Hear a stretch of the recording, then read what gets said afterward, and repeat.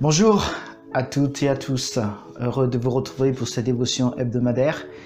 Voilà, j'espère que vous allez bien par la grâce de notre Seigneur Jésus-Christ.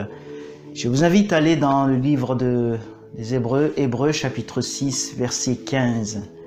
Hébreux 6, verset 15, et nous lirons jusqu'au verset 20. Voilà, il est dit, et c'est ainsi qu'après avoir patiemment attendu, Abraham obtient ce qui lui avait été promis. Car les hommes jurent par ce qui est plus grand qu'eux, et le serment, en confirmant leur parole, met un terme à toute contestation. En ce sens, Dieu voulant donner aux héritiers de la promesse une preuve supplémentaire du caractère immuable de sa décision, intervient par un serment, afin que, par deux actes immuables dans lesquels il est impossible que Dieu mente, nous ayons un puissant encouragement, nous dont le seul refuge a été de saisir l'espérance qui nous a été proposée. Cette espérance, nous l'avons comme une ancre solide et ferme pour notre âme. Elle pénètre au-delà du voile. Et là où Jésus est entré pour nous, comme un précurseur, devenu souverain sacrificateur pour l'éternité, selon l'ordre de Melchisédek. Amen. Voilà, que Dieu bénisse sa parole une fois de plus dans notre cœur. Lorsque nous lisons le verset 18, il est dit, afin que par deux actes immuables dans lesquels il est impossible que Dieu mente, nous ayons un puissant encouragement, nous dont le seul refuge a été de saisir l'espérance qui nous est proposée. Et le verset 19, cette espérance, nous l'avons comme une ancre solide et ferme pour notre âme. Elle pénètre au-delà du voile. Cette espérance, nous l'avons comme une ancre solide et ferme pour notre âme. Cette semaine, j'ai intitulé ma dévotion hebdomadaire « L'encre de l'âme dans la tempête ». L'encre de l'âme dans la tempête. Il est dit, cette espérance, nous l'avons comme une ancre solide et ferme pour notre foi. Les anciennes ancres des navires ressemblaient aux ancres modernes faites en métal avec deux crochets. Et une ancre est un instrument qui, fixé au bout d'un câble ou d'une chaîne, accroche le navire au fond de l'eau afin que ce dernier ne bouge pas, il reste fixe. Cette ancre est donc un objet lourd à deux dents, souvent de métal, et destiné à stabiliser des bateaux à un endroit spécifique sur les fonds rocheux, vaseux ou sableux. Ainsi, malgré les forces du vent, malgré les forces des vagues et des courants, le bateau ne bouge pas de son endroit. Oui, quelle que soit la tempête, le bateau ne bouge pas. Quelle est cette ancre dont parle l'auteur inspiré par le Saint-Esprit? Cette ancre, eh bien, mes bien-aimés, c'est l'espérance. L'espérance. Il est dit, cette espérance, nous l'avons comme une ancre solide et ferme pour notre âme. Dans l'Antiquité, l'encre était devenue symbole d'espérance. Et qu'est-ce qu'une espérance? Lorsque nous regardons dans sa définition dans le dictionnaire, il est dit que c'est une attente d'un bien que l'on désire et qu'on entrevoit comme probable, une attente d'un bien. Et dans sa définition biblique, il est dit que c'est une attente joyeuse et confiante dans le salut éternel. Et j'aimerais vous dire que chaque jour en Jésus, il y a une attente joyeuse et confiante de notre salut éternel. Quelqu'un dira, l'espérance, c'est la vertu de l'âme par laquelle nous affirmons que l'avenir est à Dieu. Oui, l'avenir est à Dieu. Nous ne connaissons pas notre avenir, mais Dieu connaît notre avenir. J'aimerais te dire, quel que soit ce que tu traverses actuellement, Jésus connaît ton avenir. Alléluia. Et c'est ça qui est réconfortant. Qui dit espérance dit aussi tempête ou épreuve. Dans l'Antiquité, l'encre était devenue le symbole d'espérance, comme je le disais tout à l'heure. Lorsqu'un navire était malmené par la tempête, l'équipage jetait une ancre, parfois même plusieurs, pour que l'encre s'accroche solidement dans les fonds. Comment parler d'espérance sans parler de tempête ou d'épreuve? En effet, parfois la barque de notre vie chrétienne traverse des terribles tempêtes. Comme vous le savez, la vie chrétienne n'est pas sans épreuve. Jésus n'a pas dit « Venez à moi et vous n'aurez plus de problème ». Non, il n'a jamais dit cela. Et ceux qui disent ça, ce sont des faux prophètes. Jésus n'a jamais dit cela. Nous ne sommes pas immunisés contre l'épreuve. Parfois, il va falloir passer la mer Rouge, traverser la mer Rouge. Parfois, il y aura des montagnes à gravir. Parfois, il faudra passer par la fournaise ardente. On passe par la fournaise ardente comme les 3 compagnons de Daniel. Parfois, on passe par la fosse au lion comme Daniel est passé par la fosse au lion, etc., etc., etc. Oui, je disais que Jésus n'a jamais dit que la vie chrétienne serait sans épreuve. Mais Jésus a dit, « Je vous ai parlé ainsi pour que vous ayez la paix en moi. » Il dit, « Vous aurez des tribulations dans le monde. » Vous aurez des tribulations dans le monde, le Seigneur a dit. Les épreuves font partie de la vie du chrétien, mais d'une façon ou d'une autre, elles ont toujours une fin, mes bien-aimés. L'apôtre Paul a eu beaucoup de souffrances. Il faillit même y perdre la vie lorsque nous lisons Acte 27 dans une tempête. Il a été aussi accusé injustement, il a été mordu par un serpent. Plusieurs fois, il a été en prison, il a été dans la faim, dans le disette, dans le dénuement, souvent en danger de mort. Il a été battu, et il y avait une écharpe dans sa chair, etc., etc. Mais dans toutes ces choses, Paul avait une ancre dans son âme. Il avait une espérance dans le Seigneur Jésus-Christ. Il avait une espérance du salut. Alléluia. Et parfois, sur le plan individuel et sur le plan collectif, c'est-à-dire de l'Église, nous passons de terribles tempêtes, des épreuves. Parfois, il y a la maladie, parfois, il y a les assauts des puissants des ténèbres. Parfois, on est assailli par le doute, par la confusion, par le trouble, les angoisses, voire même la dépression. Il y a parfois des difficultés matérielles, des problèmes au travail. Il y a des difficultés à trouver du travail. Pour certains, il y a la peur de l'avenir par rapport à tout ce qui se passe dans notre monde, dans notre pays de France et dans notre monde, etc. Mais il y a une espérance. Alléluia.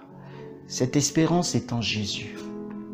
Cette espérance est Jésus-Christ. Merci Seigneur.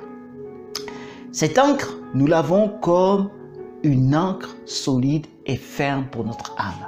L'espérance est une ancre de l'âme qui, malgré les tempêtes, malgré les épreuves, permet que notre foi en Jésus ne vacille point, mais reste ancrée sur la personne de Jésus. Alléluia. Nous ne devons pas perdre le salut, sinon cela serait terrible. La Bible déclare, mais celui qui persévérera jusqu'à la fin sera sauvé. Oh, gloire à Dieu. Une ancre dans l'âme. Qu'est-ce que signifiait l'auteur? Qu'est-ce qu'il a voulu dire? Eh bien, l'auteur donne cette merveilleuse et puissante image du navire ancré en rade et qui peut tourner autour de son ancre invisible. Voyez-vous, on ne voit pas l'ancre du bateau. Cette ancre est invisible à la surface, mais solidement fixée. Waouh, alléluia. Tout cela est riche d'enseignements, mes bien-aimés. Comme je l'ai dit tout à l'heure, l'ancre de l'âme dont il est question dans ce passage de l'Écriture, c'est l'espérance.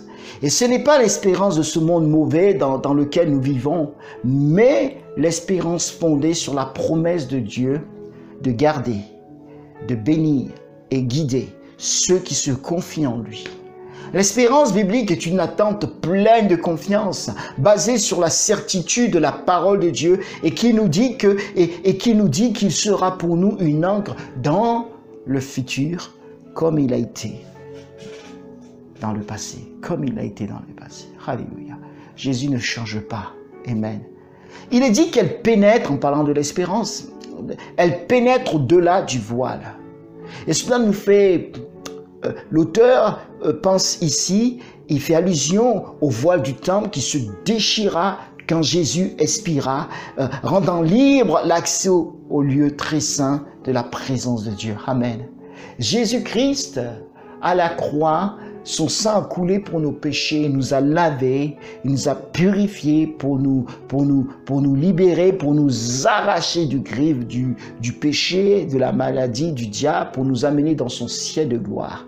Et à la croix, avant d'expirer, il a dit « tout est accompli ». Et à ce moment-là, lorsqu'il expire, la Bible déclare que le voile du temple a été déchiré du haut jusqu'en bas, montrant que le salut vient de Dieu et non de nous des hommes. Amen.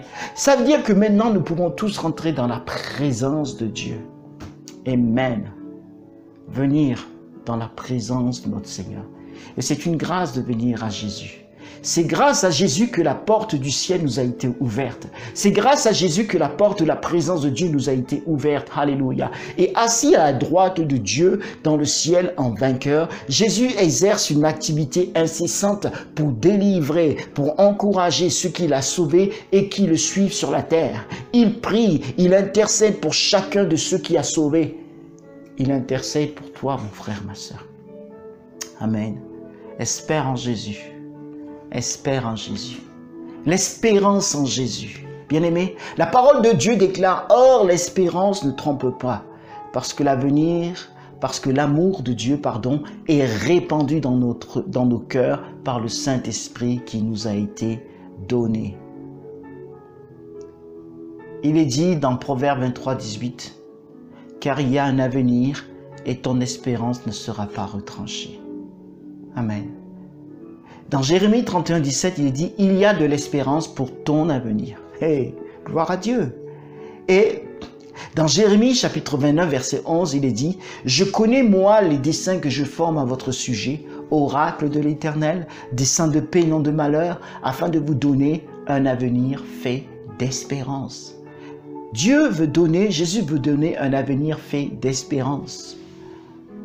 Et je finis avec ce dernier point. Lorsque on va aux trois compagnons de Daniel, Shadrach, Meshach et Abednego, vous savez, ils sont passés par la fournaise ardente qui avait été chauffée 7 fois plus que d'habitude. Bien sûr, gloire à Dieu, le Seigneur les a délivrés. Alléluia. Il y a une souffrance, une épreuve, mais Jésus a été présent.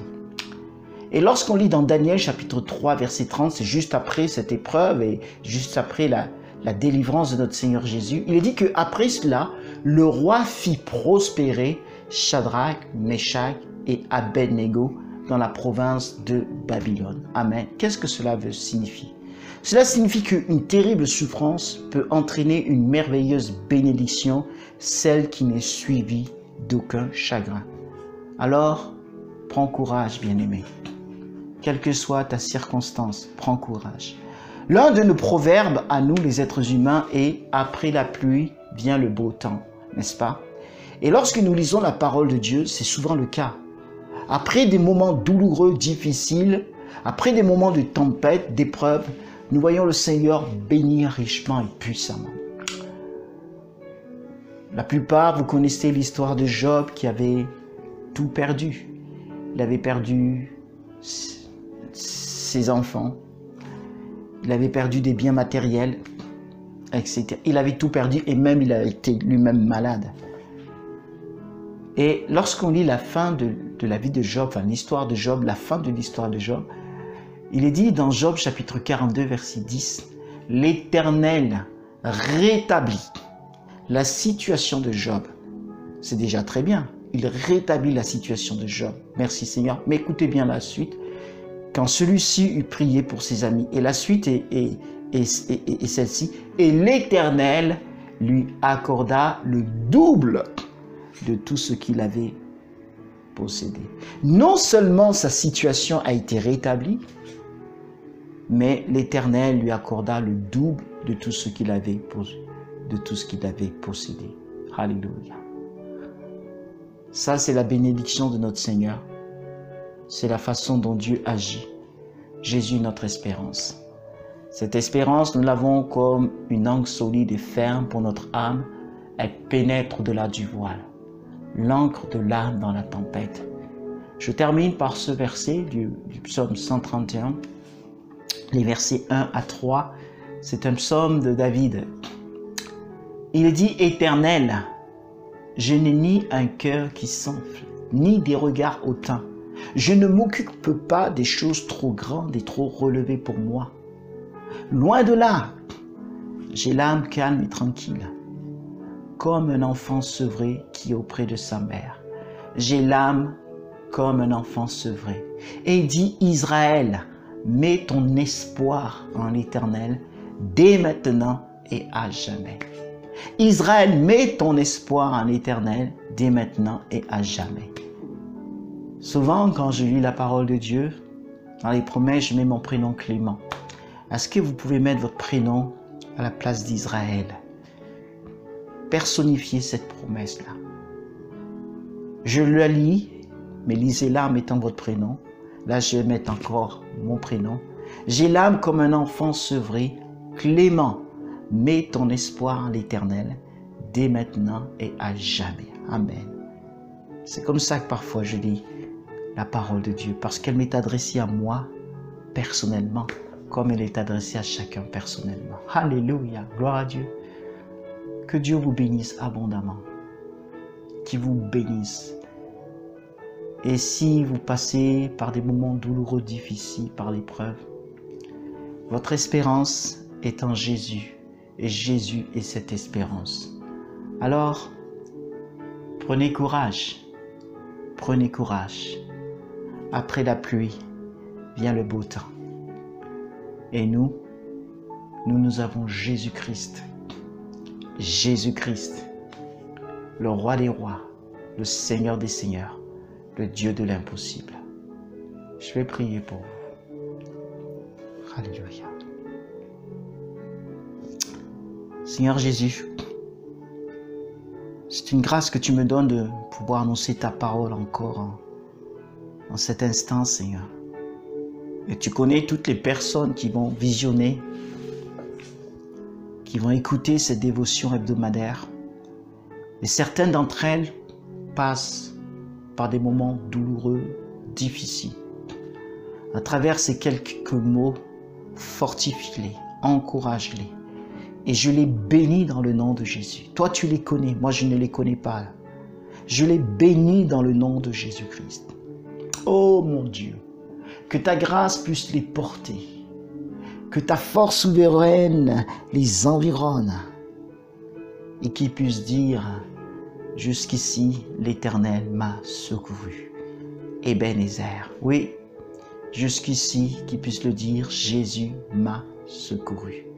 Accorde-leur ta paix, Jésus, dans le précieux et dans le glorieux nom de Jésus. Pour ceux qui ne sont pas encore sauvés, Jésus, je te demande de les sauver, de les convaincre de péché, de justice et de jugement. Pardonne leurs péchés, Papa, et qu'ils se tournent vers toi.